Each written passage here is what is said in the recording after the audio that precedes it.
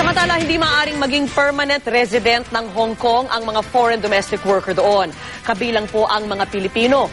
Yan ang desisyon ng kanilang pinakamataas na korte sa kasong isinampa ng dalawang OFW. Narito po ang report.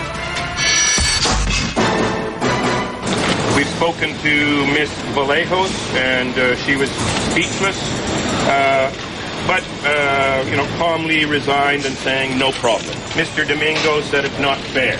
That was his comment.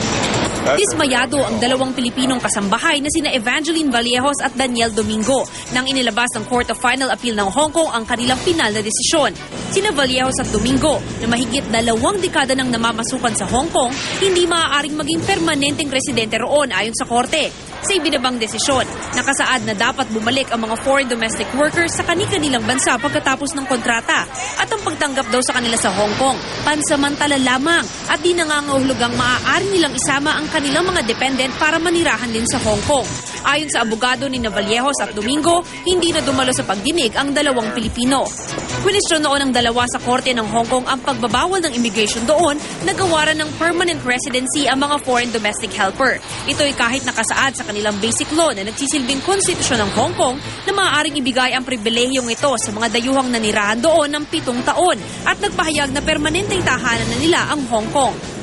Una nang pinanigan ng dalawang OFW ng mas mababang korte sa Hong Kong, bagay na inapela ng kanilang pamahalaan sa takot umano na lalo pang lumobo ang populasyon sa kanilang sumisikip ng teritoryo. Itinuturing na landmark case ang inihain ng dalawang Pilipino.